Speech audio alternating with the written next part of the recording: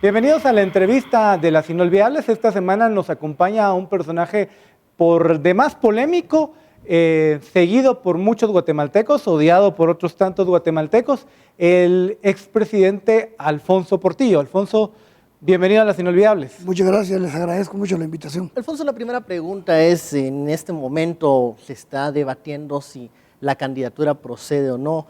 Acaba de tener un revés. ¿Cómo cree que va a ser el destino de la candidatura a diputado ahora del expresidente Alfonso Portillo? Bueno, es difícil decirlo porque estamos agotando todos los recursos que la ley nos otorga para impugnar una decisión que la consideramos no solo ilegal, sino arbitraria. Es decir, me están aplicando un apartado de la Constitución que se aplica a los trabajadores del Estado, no a los puestos de elección popular. Una arbitrariedad a todas luces ilegal, abusiva, prepotente. Ahora pedir idoneidad y honorabilidad está bien. Entonces no hay candidatos en Guatemala. ¿Cree usted? Así estamos. Y si dicen que no hay necesidad de pruebas, dice el Tribunal Supremo Electoral, con solo que lo sepa la gente, todos sabemos quiénes son todos. A ver, pero el principio sí es bueno, al final de cuentas, pedir que la gente limpia fuera la que corriera para las elecciones. Para todos, ¿verdad? Porque es solo para Portillo. El único que le han aplicado el 113 en la historia constitucional y democrática de Guatemala es Alfonso Portillo. ¿Por qué con Alfonso Portillo se ensañan? Negocia con Estados Unidos y me mandan para Estados Unidos con el sueño de tenerme 20 años preso en Estados Unidos. Ahora que regreso me impiden que participe. Reconociendo que se cometió un delito. Correcto. Pero resulta que el artículo 22 de la Constitución dice que a nadie se le pueden vetar sus derechos políticos por antecedentes judiciales o policíacos, a menos que lo diga la sentencia firme. Y la sentencia firme no dice que tengo, primero es en otro país, no es en el espacio de Guatemala. Y segundo, no dice la sentencia que tengo vetado mis derechos políticos. Ahora, si usted ve entonces que ahí hay una dedicatoria especial, ¿de dónde viene? O sea, ¿por qué le aplicaron solo a usted ese artículo? Los mismos grupos de poder que siempre se han opuesto a las políticas que yo implementé durante mi gobierno. Todo el mundo lo sabe.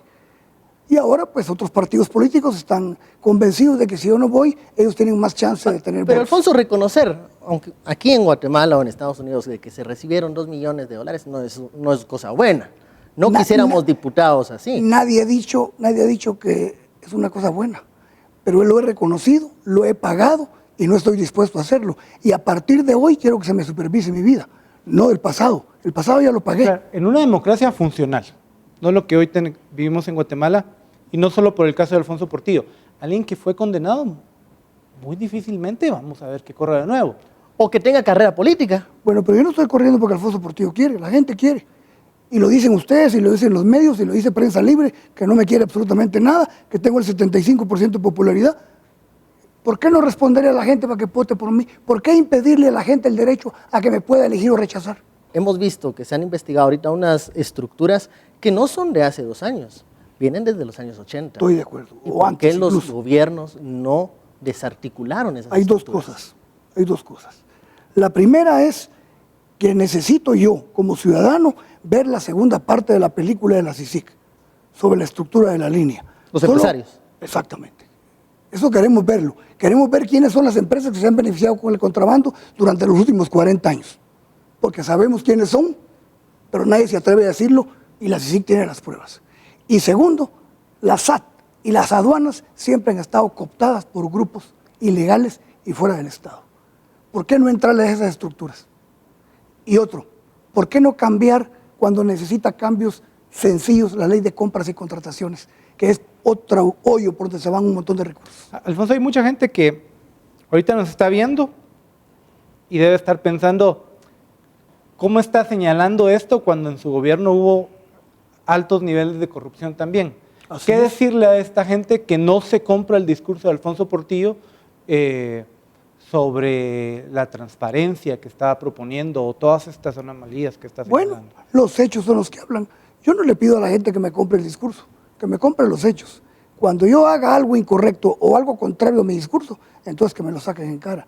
Mientras a partir de ahora no me puedan demostrar que estoy haciendo nada incorrecto e ilegal, tienen que reconocer que hay un cambio de actitud porque tuve escarmiento. Si yo no tengo escarmiento después de lo que he vivido, que incluye el suicidio de mi primera esposa, entonces quiere decir que Alfonso Portillo no tiene vergüenza para pararse en un foro de estos. Alfonso, con la experiencia que usted tiene y con los datos de las encuestas que hemos visto hasta el momento, que señalan a Manuel Valdizón, tal vez a Jimmy Morales incluso, o a Sandra Torres, más por abajo Canela. ¿Cuál es su percepción que tiene de los punteros en este momento en la elección? La calificación que no representan la solución de los grandes problemas del país y que tienen una gran debilidad estructural, no solo en su partido, sino en su forma de pensar. Y es que no saben qué van a llegar a hacer al Estado. No están leyendo correctamente la realidad del país. El país necesita cambios drásticos o vamos a tener ingobernabilidad y explosiones sociales. Y nadie en su discurso está respondiendo a la realidad del país. El discurso de los políticos de todos nosotros va por un lado y la realidad por otro. Ese es el gran problema que vamos a encontrar, gane quien gane el próximo año. Así explica usted, por ejemplo, las excusas de muchos diputados en este momento en el Congreso para no entrarle al tema de la reforma electoral. En el Congreso, con el respeto de algunos diputados, hay una gran hipocresía. Están haciendo como que quieren reformar la ley y en el fondo no la quiere reformar nadie.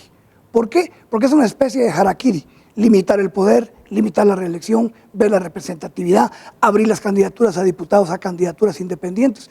Es decir, no están dispuestos los actuales dirigentes del Congreso a hacerse el harakiri, pero lo van a tener que hacer porque la demanda de la sociedad es o hay reforma electoral o va a tronar el sistema político. ¿Y por qué esas cosas no se pudieron leer entre 2000 y 2004? Bueno, yo propuse la reforma de la ley electoral cuando fui diputado y se quedó engavetada. Yo propuse la ley de competencia y está engavetada. Lo que pasa es que hubo cosas que pude hacer y otras que no pude hacer. ¿Por qué acudía yo al acuerdo gubernativo para abrir la importación de algunos productos? Porque no podía en el Congreso pasar la ley de competencia. Aunque tuviera planadora. Aunque tuviera planadora. Porque ustedes no saben la influencia que tienen los poderes fácticos en el Congreso.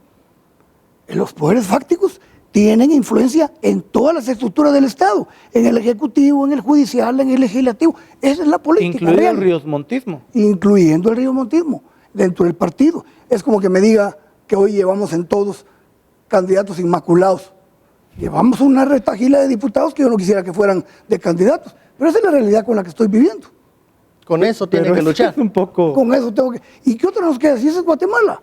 ¿Dónde está un partido de hermanitas de la caridad? Pero eso es pensar que no hay suficientes guatemaltecos.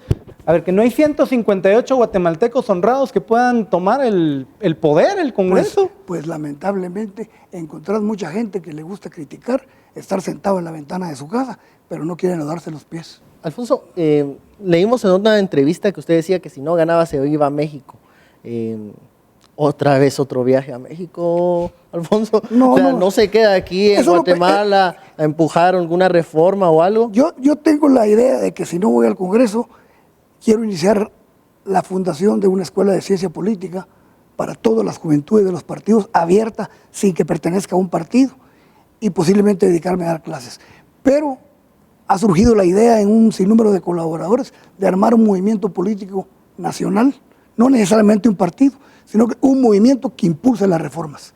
Yo creo que no es necesario que yo esté sentado en una curul para que se siga discutiendo las reformas y los cambios que hay que hacer en Guatemala. Ahí les dice que no reciban nada, ¿verdad?